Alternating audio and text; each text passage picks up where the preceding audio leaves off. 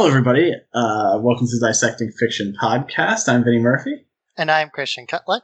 Today we have a special episode in which we are talking to comic book writer Lonnie Nadler, who also wrote many things, but today we are talking to him about his newest book, Black Stars Above, which he wrote, and it is illustrated by Jenny Cha, colored by Brad Simpson, and lettered by Hassan Abman Allahu. Lonnie, why don't you tell us a little bit about your book and what's it about? Because this is a difficult book to describe. It's a bit of a Lovecraft book, right? Yeah, so it came out at the end of last year and the beginning of this year in its single issues, and the collected edition comes out on July 29th. And I actually think that's a better format to read it in, just because of the way I wrote it. But yeah, it's a difficult one to classify into any specific genre, so we've sort of been calling it this weird mashup of historical fiction, cosmic horror, folk horror, and some psychological horror in there as well. And the point of it was sort of to defy genre labels in the traditional sense and to sort of reach outside the bounds of what horror is usually thought of. And so it's about a young fur trapper in the year 1887 in Canada who runs away from home for one reason or another. And she has a parcel that she's supposed to deliver to a mysterious town that she's never been to but heard of throughout her life.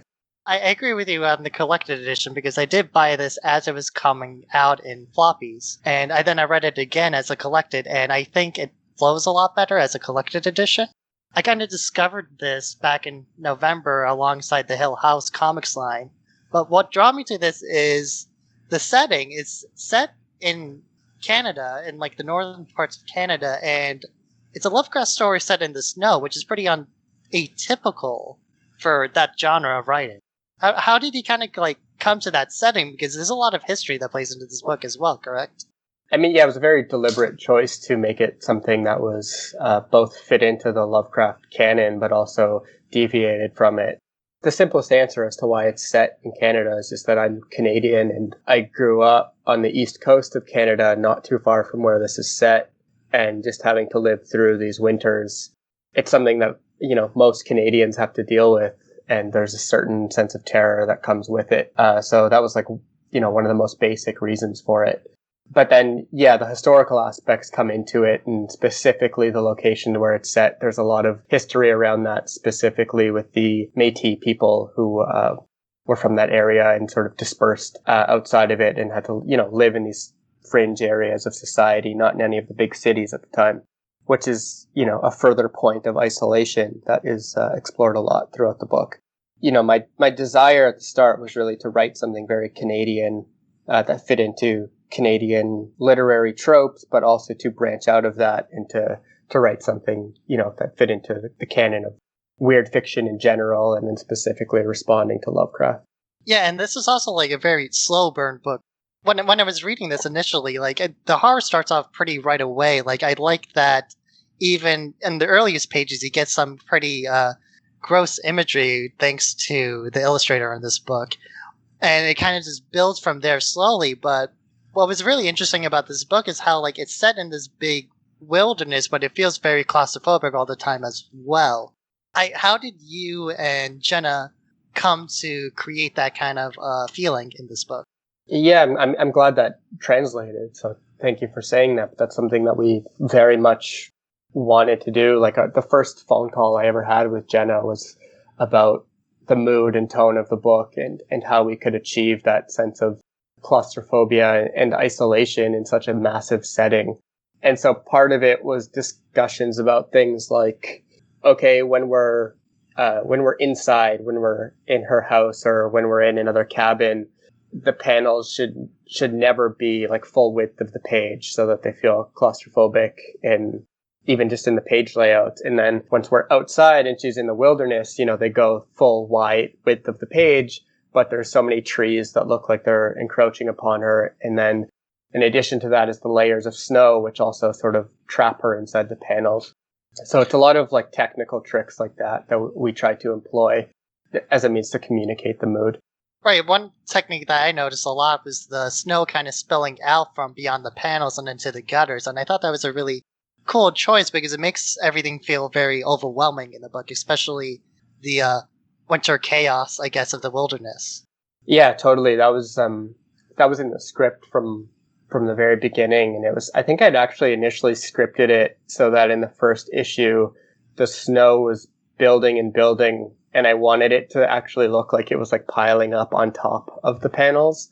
But then as Jenna was drawing it, that just like didn't really work. So we ended up going for this, the effect of like the snow sort of spills outside the gutters, but it's not like piling up. It's just sort of like this crazy blizzard that's going on. Both Vinny and I quite really like this book, and the thing I really like about it is that it really feels like it's deconstructing Lovecraft in like a lot of different ways. For our listeners, we'll get into that a bit in the second half because that does come with a lot of spoilers.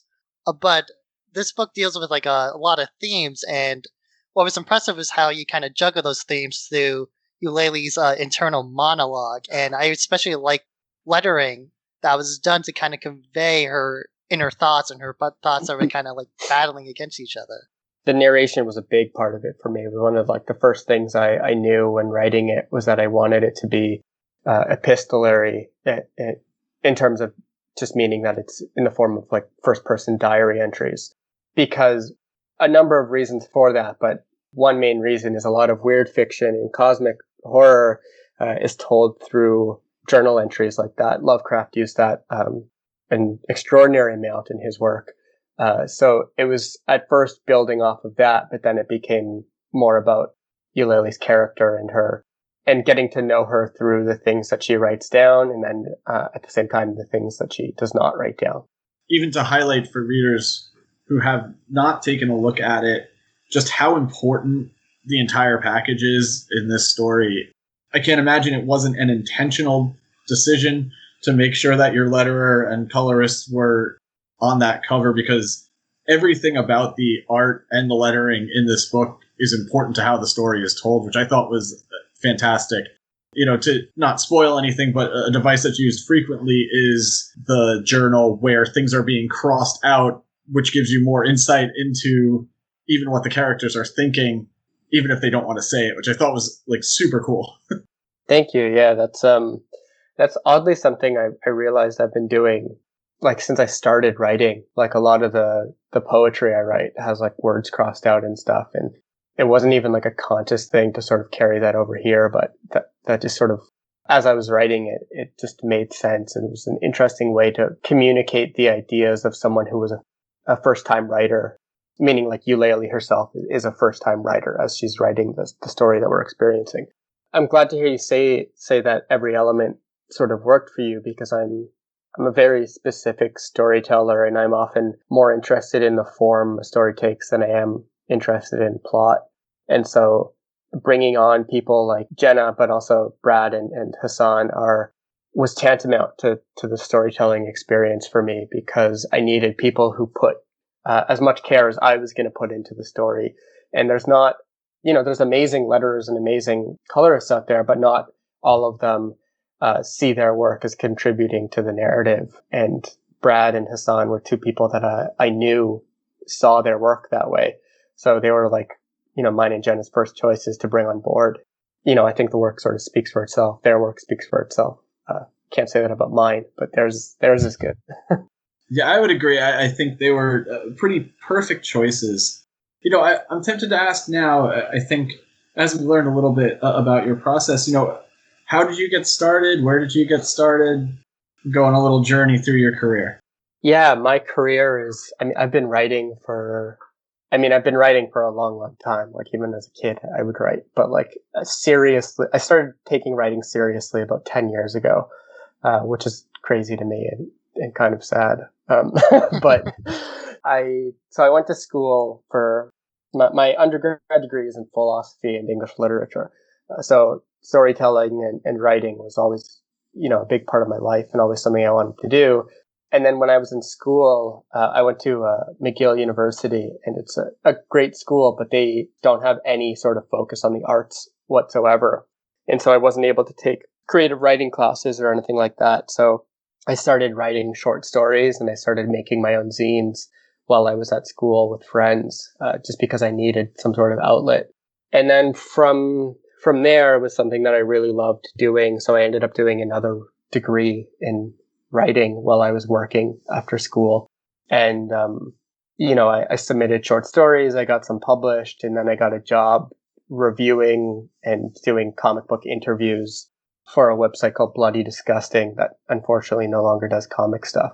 And I did that for years while I was going to school for writing, and I was doing filmmaking stuff as well.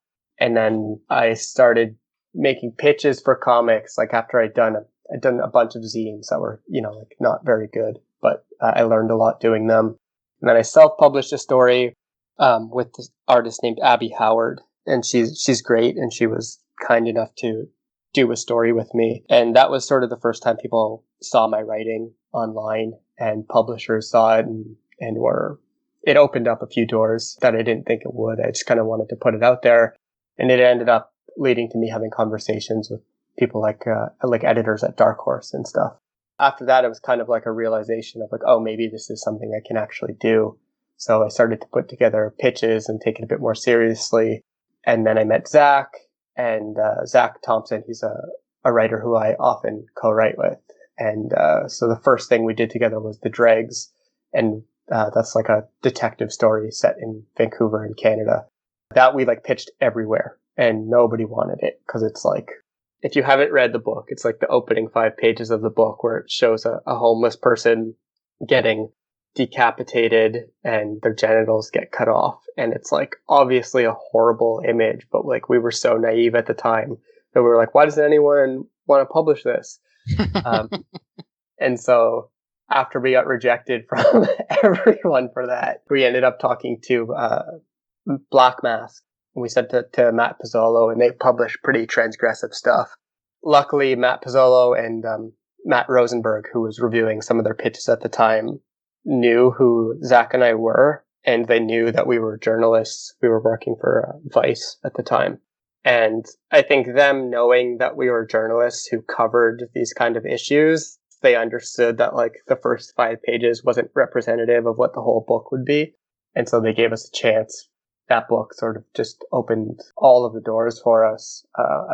We had, I think, 3 issues of that came out, and we didn't expect anyone to read it, and it kind of blew up more than we thought. And after the 3rd issue, we got an email from Axel Alonso, who was editor-in-chief of Marvel at the time, and he was just like, hey, we want you guys to pitch on stuff. And it was just like a completely surreal experience, because we had friends who were in the industry for 5-10 years who weren't noticed like that right away. So it was a really weird huge launch to our career, and we've just been kind of trying to ride that ever since, not let up.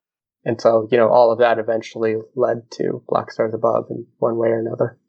I think it's really interesting you talk about that. I think that's something from our experience even we've been running into is writers these days are kind of, whatever the next thing you can do is it makes me think about Ben Percy in his book Thrill Me talks about how there is sort of a unity to storytelling. Yes, there are specifics between different medium, but if someone has an idea and they can find a way to play it out, it can probably work. Just for our listeners, that short comic with Abby Howard is called The Portrait of Sal Pullman. Lonnie, they can get that on your site, correct? Yeah, that's still online for free. I think it's you can reach it through my site, and it's hosted on Abby's site. That's excellent. We'll make sure to put a link up for that. And obviously, The Dregs, I think, is where a lot of us first heard your name and Zach Thompson's name.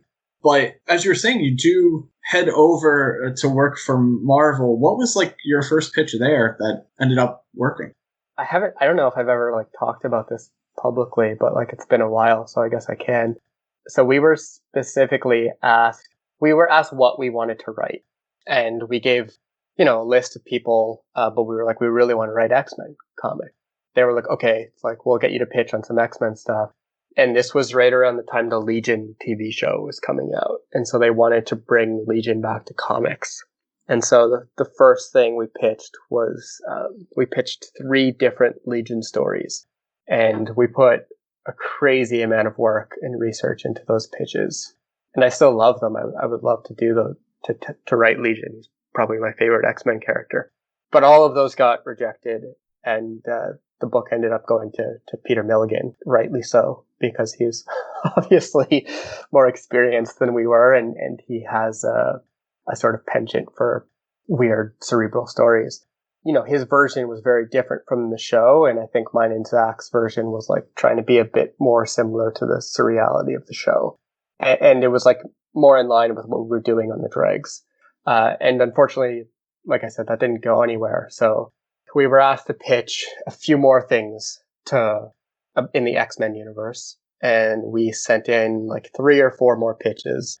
They all got rejected, but one of those pitches was an X-Men revival series, because X-Men was like nowhere in comics at the time. And our editor said to us, he was like, nobody wants an X-Men story. Like, this will never happen. And we were like, okay, like, cool. And then a few weeks later, we got a call, or we got an email that was like, hey, we got a book open for you. It's Cable. Do you want it? And it wasn't even like a pitch or a tryout. It was just like, the book's yours if you want to do it. And we were like, okay. But it was only because they saw that we liked X-Men that they thought we knew Cable, I guess. And the only reason we got that was because Bendis left Marvel at the time. And so that like created this huge shockwave where a bunch of people had to leave a bunch of different books.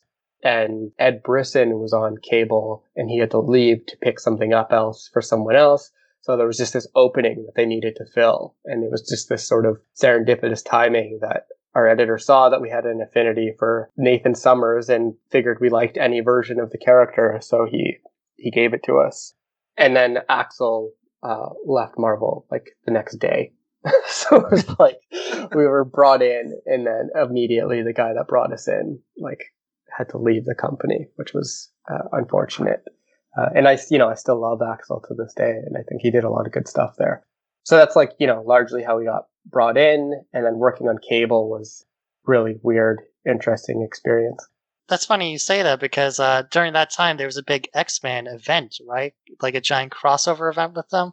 So that was afterward. That was about a year afterwards, and Zach and I wrote that event after we were told that X-Men would never be his own series again. So it's just like, it just goes to show, like, as much as the editors know about Marvel and their readership, this stuff is so unpredictable.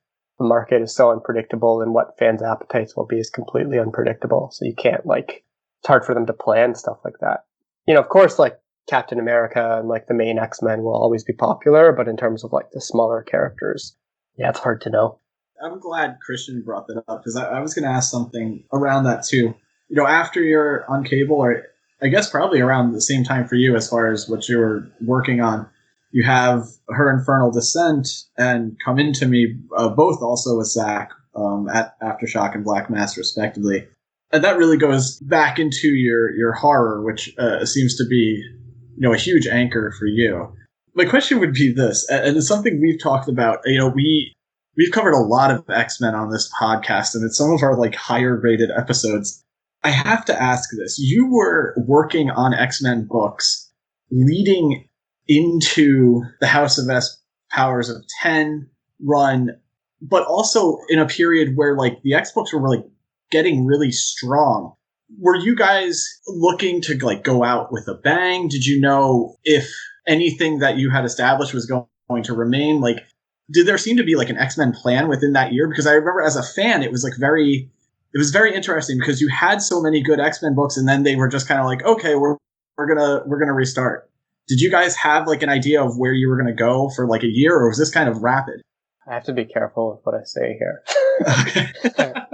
There was a plan. They like the X-Men office, the editors knew Hickman was coming in. Like that was the plan. That'd been planned for a while, like quite a while. And Hickman, because the story he's telling is obviously incredibly dense, he needed a certain amount of time to ramp up to that. We weren't privy to what was being done on Hickman's end. We were just told like that's happening, and we kind of got the sense like, okay, like what Hickman's doing is we read between the lines and understood he's doing what Grant Morrison was doing and is rebooting the X-Men. And so knowing that, we were kind of just like, fuck it. Like, we're gonna do whatever we want.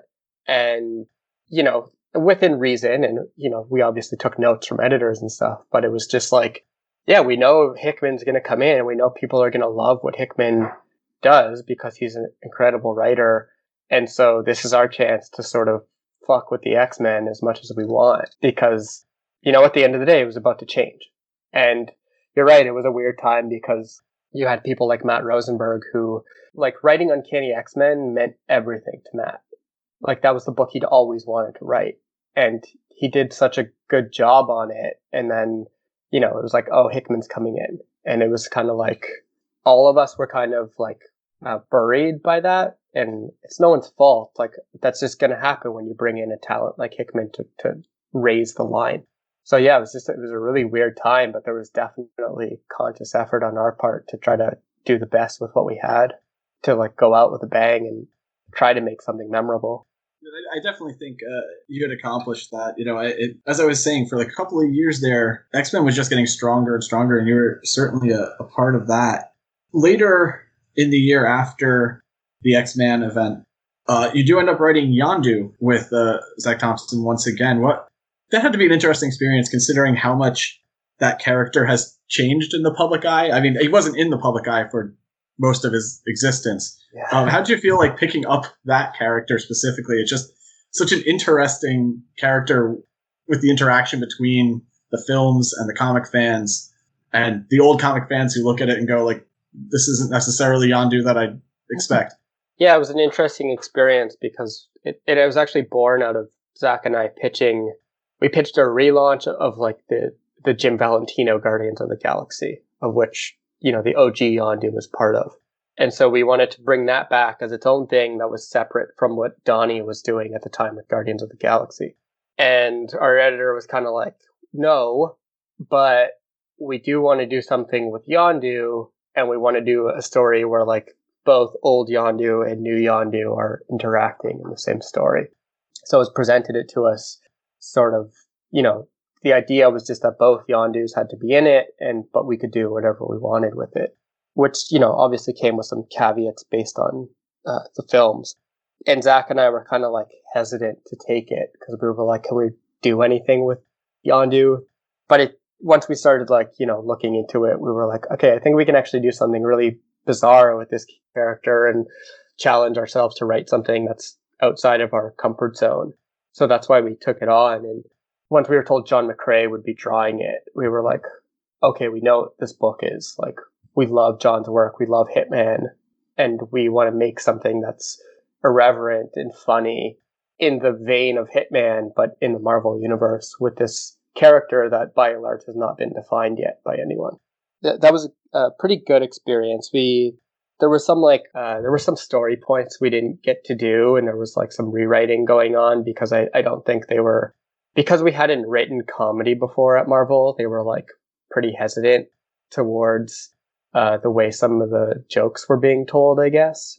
So there was a lot of like tinkering with that stuff. But at the end of the day, it was like, the notes we got were really good. We had to reorganize the story, and it was all, I think, for the best. And the book, unfortunately, didn't sell very well.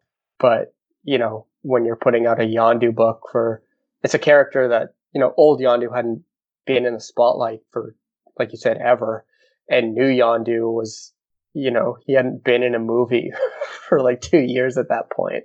So it was like a strange time for them to release the book. But I'm still very proud of the work that we did on it. Like you said, sometimes you need those comedy books in there. And John McCrae, also huge fan of that. I think I've reread Hitman like 3 or 4 times.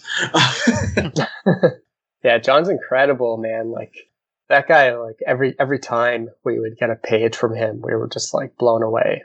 That book would not have worked with any other artist. Like, he's literally the only person that could have drawn the book the way we were writing it, and working with him was like such a dream. And I have to like give kudos to my editor because he's the one who brought him on. And John hadn't done a superhero book for like 10 years. Getting him on was a pretty big deal. and I feel really lucky to have worked with him. We're almost kind of back around to Black Stars Above at this point. We want to give like a little bit of that break for we can get into some spoilers about that story for those who have already read it. But I do have a question. You've worked with Marvel and got to tackle some of their bigger names within the X-Men. Is there anyone at DC, any character that you're kind of dying to get your hands on? Yeah, I mean, like growing up, I was I was a DC kid.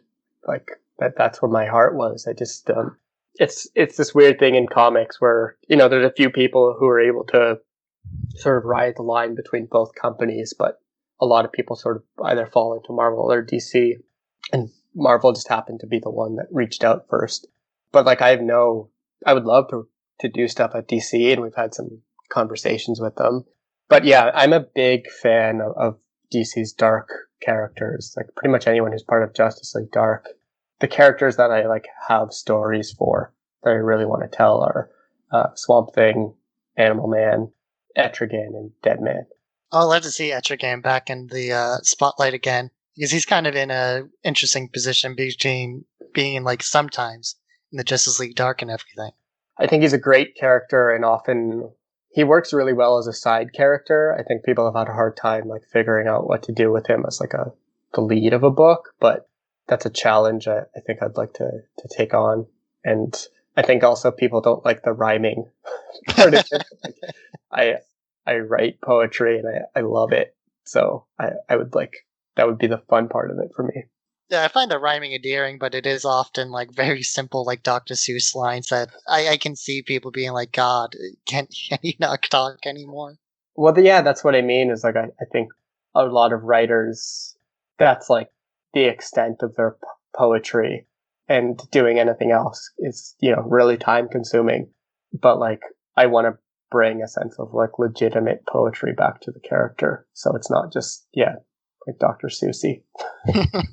Now we're going to talk about the Black Stars again. We do recommend our listeners at least check it out. It is a very genre blending book. It is firmly in Lovecraft, but it does touch on a lot of different themes and a lot of different ways it kind of deconstructs Lovecraft. And we're going to talk about that plot now because a lot of that comes at the end. So we wanted to warn the listeners about spoilers before we got into that.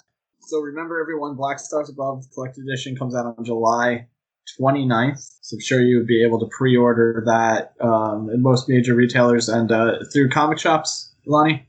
Yeah, you can pre-order it. Any comic shop should be able to pre-order that for you. If for some reason you live somewhere where your shops are closed or you just don't have one, it's also available to pre-order through Amazon or through bookstores like Barnes & Noble or Indigo, or even local bookstores should be able to order that for you. It's also on Amazon. Did I say that already? Yeah, you did. It's on Amazon. Everything's on Amazon. Yeah, here's the part of the book where I really feel like, especially after issues 4 and 5, I feel like that's really where you get to the part of the story where it kind of pushes Lovecraft to the side, where in a lot of Lovecraft stories is all about the fear of the unknown, and a big part of Eulalie's journey is her coming to terms with the unknown and being like, there is nothing wrong with it. And a big part of that is her becoming friends with, I guess, the cosmic child. I don't think it's ever named in the book. What did you call it in the script? I'm going to keep that a secret.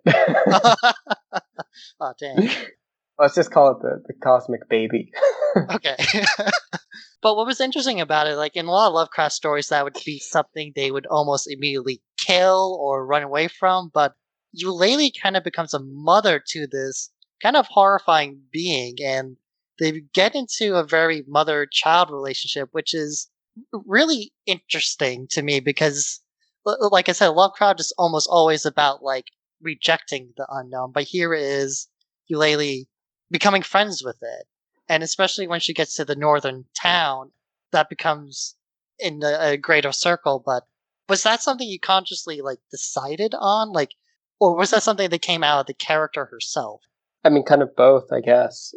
Yeah, it was like definitely deliberate because a big part of the book is the idea of like sort of tricking people into thinking we're getting this like Cthulhu-ass monster that we're gonna have to be scared of, but then pulling the rug out from under you to like go the other way from Lovecraft. And the reason for that is because we're experiencing this through the eyes of someone who sees the world differently than most of Lovecraft's protagonists. Eulalie grew up in complete isolation on her parents' trapline, and so like she's barely seen other people, let alone other animals. So in my mind, to her, seeing this thing would be like no different than seeing like a bird she's never seen before, or any animal in the wilderness. It was just another thing to her.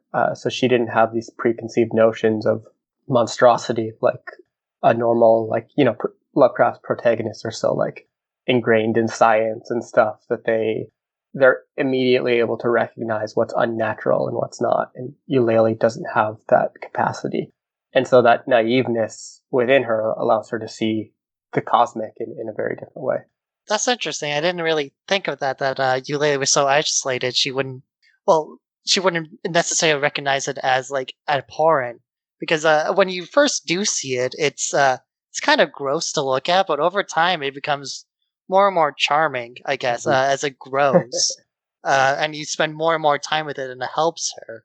Another interesting aspect to me was like how Eulalie rejects the cosmic knowledge, but not because it's too terrifying, but she rejects it because of how the people that learn that knowledge act. Because there's a lot of like themes and hints about these guys who contact these black stars being, in a way, colonizers, and them taking all their resources for themselves and trying to take the infinite for themselves. And Eulalie has a very different perspective on it. I guess it's kind of complicated to like talk about, but I just find that interesting. Can you speak a bit more about that? Eulalie is because she's isolated and she's, growing and she's no longer a little girl. She wants to know what the outside world is like. But then when she's presented that knowledge, it comes in a form that is more sinister than it is beneficial. So it's like, it's the idea of wanting the knowledge, but at what cost, and what kind of knowledge are we getting? So without getting too specific or explaining too much, it's just another sort of twist on the, Lovecraft's idea of forbidden knowledge, because at the end of the day, all knowledge is knowledge, and it's only forbidden if you perceive it as such. You spoke a little bit about it too, but she is mixed. She has French blood, and she also has, I'm not sure how to pronounce the tribe's name, but she does have more native blood in her. And I think that's also an interesting deconstruction too, because Lovecraft characters, like you said, are often, very upright white researchers who come from the upper crust of society. And here's kind of the polar opposite of that, in that it's a woman kind of living in the middle of nowhere, and her parents kind of almost selling her off just so they can get a job. That's exactly it. And it's, she's a character who, for many reasons, exists in sort of the space of liminality, where she's caught between two worlds, and the world of knowledge and the world of ignorance, and being caught in between those two things is just another facet of her existence and her growing up, as it is for everyone, like everyone as they're growing from teenager to adulthood, it experiences this sense of like, when am I going to know everything? And like the reality is you never know everything. Right, and this book definitely leaves you with that. And I'd be remiss not to ask, like, what was going on in that town? I know they were kind of becoming vessels for the Black Stars, but what were those children? Were they eating the children or turning them into objects? I have to ask. I have a feeling I'm not going to get any answers, though. No, you're not. Because it's such a fascinating moment to see Eulalie kind of become emotional to these other, like, I guess, bastards, and in her way feeling herself like a bastard too, as being like a reject, and her kind of coming to terms like these, even though these things are aliens, they're very much like me in that sense. Yes. Because Christian was talking about that even, before we got on the air at all, just so you know. It's funny. I always feel like this happens whenever Christian and I read the same story and both really enjoy it. I kind of focused more on what I perceive to be a theme of, Eulalie has, as you're saying, the split nature where she has the First Nations origins and she has her European origins. One of the things that's highlighted in the story is those cultures' relationships with nature and her kind of struggling with that, whether where she should embrace and become completely part of nature or try to put it into submission. Ultimately, it seems almost like her decision is to go with what she believes is right instead of 100% either way. Was that like an intentional theme? Yes. Yeah, definitely intentional. Again, it goes back to her being a character who exists in between spaces, and one of those spaces is between the worlds of her mother and the world of her father. And both of them, both her mother and father, see the wilderness completely differently because, her mother grew up as a native, experiencing it very differently than a French colonizer would experience it, seeing it as, her mom sees it as something to coexist with and something that you shouldn't tempt or that you shouldn't try to overpower. And her father sees it as something that is not in need of, but is capable of being tamed. And for Eulalie, she sees both the benefits and drawbacks of both of those sides. And I don't know if by the end of the story she makes a decision either way, but that's also kind of the point, is that there's nothing inherently right or wrong with either. It's just when you abuse either is when it becomes a problem. So yeah, it's like you say, it's about like these moral decisions that you make as opposed to sticking to one morality. It's like each decision you make should be of its own, like should be made within the confines of its own, of like what's surrounding it, as opposed to like everyone having just like one general philosophy that they stick to. And I do want to ask one last question. With issue 4, that's probably my favorite issue.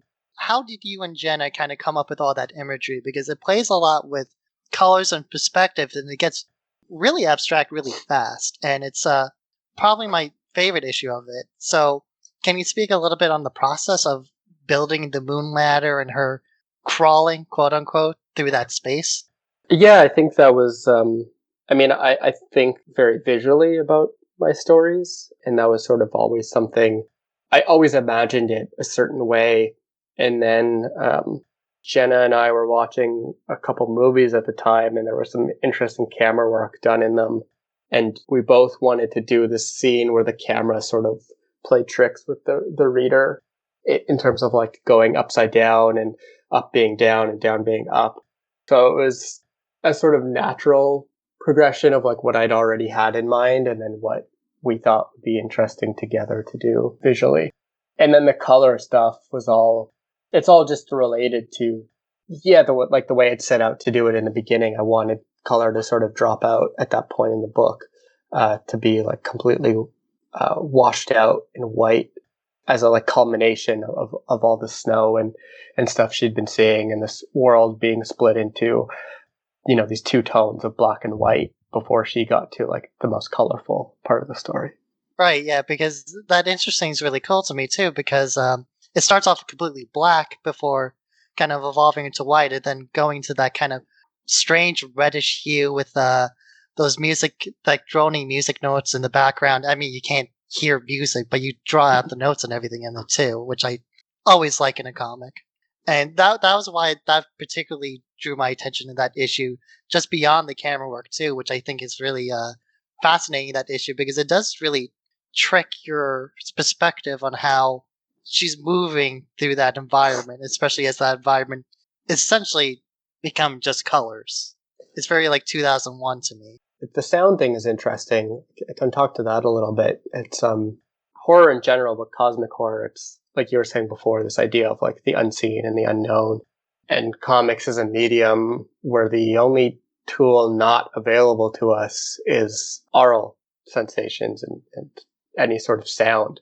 And so it seemed like an interesting opportunity to exploit that as this thing that we could give readers tell readers it was there and describe it in a way that made it like scary and sort of undescribable in the way that Lovecraft and, Chambers and people like that used to describe their monsters, because when you're reading a book, you don't get the visual sensibilities. So sound was sort of I thought, a unique way to play with that in the comic book medium.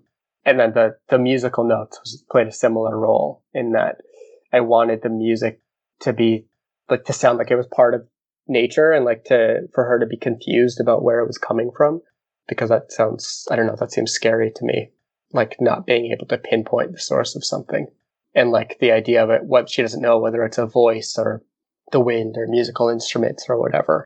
And that's just a big component of weird fiction and cosmic horror. So hopefully that came across. Yeah, well, I imagine it.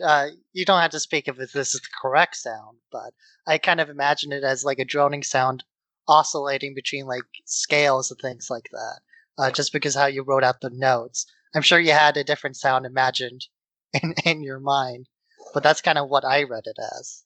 Yes, not far off from how I imagined it. And I will say that the musical notes are actually from a piece of music that you can, if you can read music, you can probably play those notes and understand what music it is if you know anything about classical music. No, I'm more of a I'm more of a metalhead myself. But speaking of music, like there is a soundtrack, and this is a fan soundtrack, correct? It's not a fan soundtrack. It was actually done by a friend of mine. Okay. Who was hired to do it on my behalf. Because I made sure to listen to it as I was reading that first issue, and I have to say, it really does enhance that first issue. It really brings that weird, like, A24 horror feeling to that first issue. Yeah, totally. Nestor is amazing. He's a brilliant composer and so versatile. And I gave him the first issue to read, and then I gave him some, like a bunch of music that I was like, I want it to sound like some mix of all this bullshit. And he was like, I gave him like a ridiculous list of things to try to combine, and somehow he did it. And I was expecting a lot because I know, because I've worked with him before. But as soon as he sent it back, I was like blown away by it. And I was like, why isn't this guy composing for like A24 movies? Yeah, because he puts in a lot of interesting things that kind of make it seem like this woodland critters like running around in this weird oral landscape. It's really cool. It's called The Black Stars Above, the original score, on the YouTube channel Tune In with Chewy. I didn't know you commissioned him personally. That's a really cool detail. Yeah, I'd worked with him. He scored a documentary I made a few years back, and he also scored a short that I did a couple years ago. And when I was writing Black Stars Above, I listened to a lot of music because I was writing it a lot during the summer, and like writing a book about the winter during the summer sucked, and I needed to like get into the mood of that atmosphere. So I was listening to a lot of soundtracks and audioscapes that would sort of put me in that mood. And it just made sense to try to do something unique with a comic to give it this audio component. And I didn't expect, I didn't even expect most people to listen to it, but I wanted it to enhance the experience for those who did seek it out. And I think it did. I think Nestor did a great job. Oh no, he absolutely did. I do often see you and Zach's mood boards on Twitter, which are always interesting in between other posts, and you just see all this like weird horror images in like the middle of my timeline. Yeah, that's Zach does that. I think he does it every day now, and I'm just like, man, that's dedication to that. So one last thing we want to ask before we conclude the interview, Lonnie. November 2020, Undone by Blood coming out through Aftershock through Zach Thompson once again. Can you tell us a little bit about that? Yeah, Undone by Blood is a Western that's both functions as a modern Western and a classic Western. And it's the story of a young girl named Ethel Grady Lane who goes to a small town named Sweetheart to try to enact vengeance. The people who murdered her family And it's sort of a murder mystery. And then in between that, she's reading a novel that's a classic cowboy novel and is getting influenced by it, for better or worse. Zach and I wanted to write a Western for a long time, and we just didn't know how to do it without it seeming completely derivative. And so this was our attempt to sort of both pay homage to a genre that we love while also deconstructing it and look at the potentially toxic influence the Western and the cowboy mythology have had on American culture. Yeah, I've been reading that book. It's interesting compared to Black Stars Above because that's a very verbose book, and then the pulp section in the back of it is very quick to read, and I think that's a very nice touch. Is that it's like the Undone by Blood, the novel section in the back is very pulpy and very. It reminds me of all those old '70s novels and everything too. Yeah, we wanted it to feel like, we wanted to feel like you picked up like an old pulp Western paperback. And because, like writing weird fiction and specifically like Lovecraft and Blackwood and people like that who influenced Black Stars Above are very verbose writers and adjective laden. And that's often how I write. I like Baroque prose, but Westerns they can lend themselves to that, and there is a little bit of it in the book, but when we got to the text pages, we wanted it to feel not like a chore. So yeah. Thanks, Lonnie, for coming on the show. Really interesting interview. I know we had a great time. Once again, everybody, Black Stars Above Collected Edition coming out July 29th. The collected edition of Undone by Blood coming out in November. That still seems like it's on schedule, Lonnie? The book's all done, so barring any more COVID disasters and delays, it should be out on time. Once again, thank you. Yeah, thank you very much. Yeah, thanks for having me, guys. It's a pleasure to talk to you, and I appreciate the support. And we want to thank Lonnie Nadler for coming on the show again. What a fun interview. A real rising star in the industry. As always, you got to support those small businesses, so check out toystoreguide.com along with your local comic shops, bookstores, record stores. They really need your business right now. You can catch us on pretty much all relevant social media. Just type in Dissecting Fiction. I'm sure you'll find us. We are doing our best to make sure that iTunes versions of the shows show up when you get to know about them. That's been a project over the last couple of weeks. They are the longest process to get up on the site, but we hope that has been happening a little easier for you. Please let us know if it hasn't. We can always work on that more. I'm Vinny Murphy. I'm Christian Kotlik. And thanks for listening.